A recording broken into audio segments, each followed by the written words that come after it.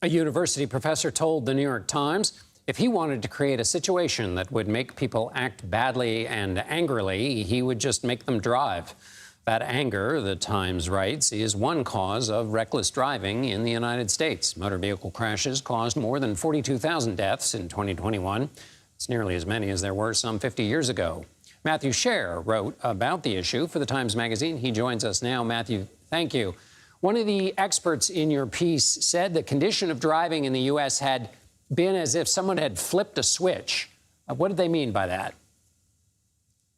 The onset of some of the heightened fatality rates that we've seen across the country did happen very rapidly, and they coincided with the start of COVID.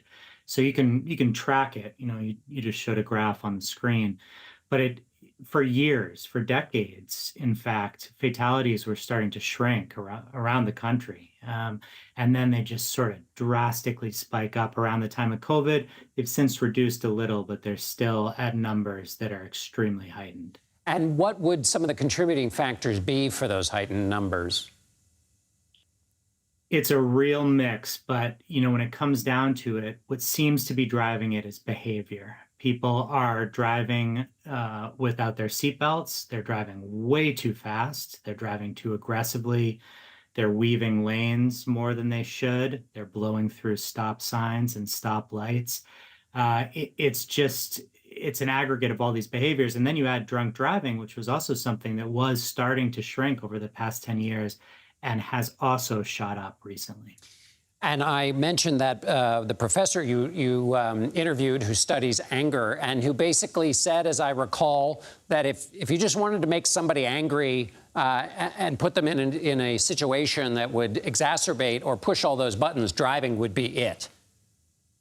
It's true. I mean, look, the American Psychological Association says that Americans are more stressed now than they have been in 30, 40 years. They despair more about the state of the country and about their own futures. So we carry stress with us everywhere we go. That's part of being human. Then we get into a car and we're in that car for longer periods of time because our commutes are longer than ever. Traffic is worse than ever. And we are in an environment where sometimes we don't think about the people in the cars around us. We get provoked, someone's tailgating us, someone's speeding next to us, and everything that we have tamped down inside of us, all the stress and anxiety we have, it comes out to really disastrous effect. And Matthew, you had a fascinating figure, I thought, about the lingering effect of checking your phone when you're driving. Yeah, exactly. So look, we've known for a long time that distracted driving is deadly and that it robs us of our ability to concentrate on what's happening on the road.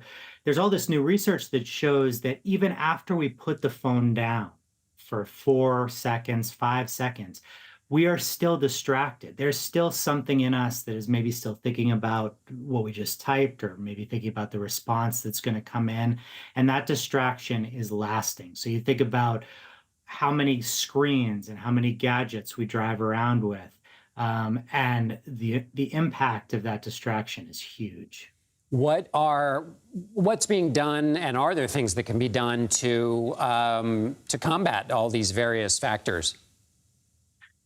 I know I don't have much time here, but I will say this. Look, when we look back at the 1960s, we had a crash crisis in the US. And back then we could solve it by saying to car manufacturers, you must make your cars safer. You have to make the gas tanks not blow up when people are operating them. This is a very different situation because it is largely driven by behavior, and human behavior is very hard to legislate. However, there are things that we can do, things that have worked in other countries, including more speed cameras and red light cameras.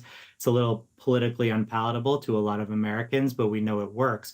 The other thing is to just redesign roads in a way that causes people to drive more carefully and more slowly. And that's something that's already happening.